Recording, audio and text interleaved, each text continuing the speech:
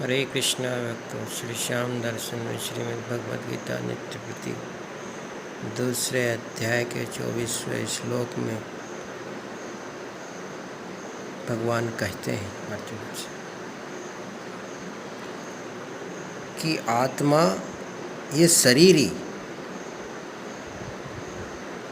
शस्त्र आदि इस शरीरी में विकार क्यों नहीं करते। यह बात इस श्लोक में भगवान कहते हैं।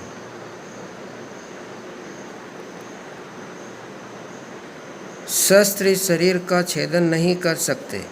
इसका मतलब यह नहीं कि शस्त्रों का अभाव है, यह शस्त्र चलाने वाला अयोग्य है।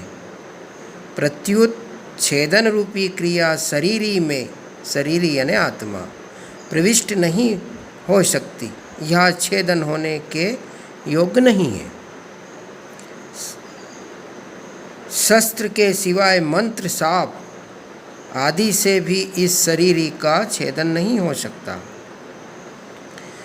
याज्ञवल्क्य के प्रश्न का उत्तर न दे सकने के कारण उनके साप से साकल्य का मस्तक कटकर गिर गया। इसी प्रकार देह तो मंत्रों से, वाणी से, यानी यह शरीर कट सकता है, पर देही सर्वसा अछेद्य है, इसका छेदन नहीं हो सकता। यह शरीरी अदाह्य है क्योंकि इसमें जलने की योग्यता ही नहीं है। अग्नि के सिवाय मंत्र, शाप आदि से भी यह देही जल नहीं सकता। जैसे दमयंती के शाप देने से व्याध बिना अग्नि के जल कर भस्म हो गया, इस प्रकार अग्नि शाप आदि से वही जल सकता है जो जलने योग्य होता है। इस देही में तो दहन क्रिया का प्रवेश ही नहीं हो सकता। यह देही गीला होने योग्य नहीं है, अर्थात इसमें गीला होने की योग्यता ही नहीं है। जल से एवं मंत्र, शाप, औषधि आदि से यह गीला नहीं हो सकता। जैसे सुनने में आया है कि मालकोस राग से गाए, मतलब एक ऐसा राग है जिसके गाने से पत्थर भी गीला हो जाता है। चंद्रमा को देखने से चंद्रकांत मणि गीली हो जाती हैं, परंतु यहाँ देही राग रागिनी आदि से गीली होने वाली वस्तु नहीं है। यहाँ देही अशोष्य है, वायु से इसका शोषण हो जाए, यह ऐसी वस्तु नहीं है क्योंकि इसमें शोषण क्रिया प्रवेश ही नहीं होता। वायु से तथा मंत्र, साफ, औषधि आदि से यह देही सूख नहीं सकता।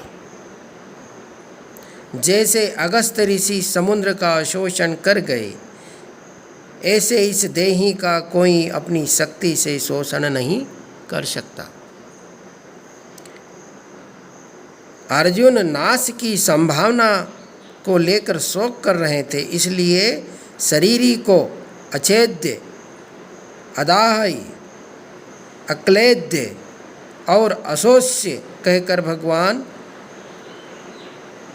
पदों से विशेष जोर देकर कहते हैं कि यह शरीरी तो ऐसा ही है, इसमें किसी भी क्रिया प्रवेश नहीं होता।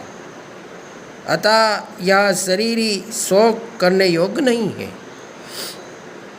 यह देही नित्य निरंतर रहने वाला है, यह किसी काल में नहीं था और किसी काल में नहीं रहेगा, ऐसी बात नहीं है, किंतु यह सब काल में नित्य निरंतर जो का त्यों रहने वाला है।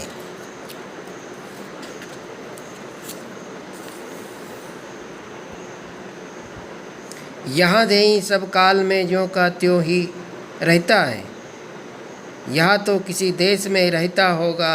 इसके उत्तर में कहते हैं कि यहाँ देही संपूर्ण व्यक्ति, वस्तु, शरीर आदि में एक रूप से विराजमान है।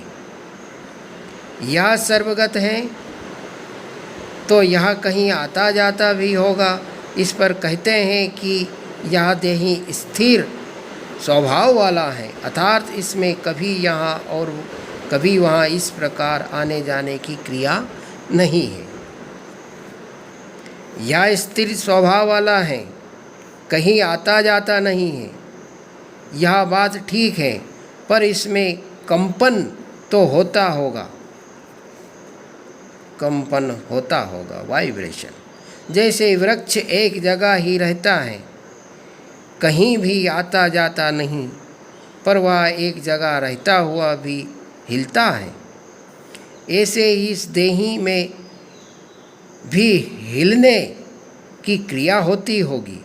इसके उत्तर में कहते हैं कि यह देही स्थाणु है, अर्थात इसमें हिलने की क्रिया नहीं है। यह देही अचल है, स्थाणु है, यह बात तो ठीक है, पर यह कभी पैदा भी होता होगा। इस पर कहते हैं यहाँ सनातन है, अनादि है, सदा से है, यहाँ किसी समय नहीं था, ऐसा संभव नहीं है।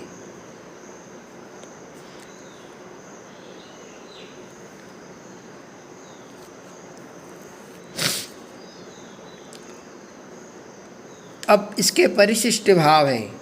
स्वयं देहगत नहीं है, प्रत्युत सर्वगत है, ऐसा अनुभव होना ही जीवन मुक्ति है। जैसे शरीर संसार में बैठा हुआ है, ऐसे हम शरीर में बैठे हुए नहीं हैं।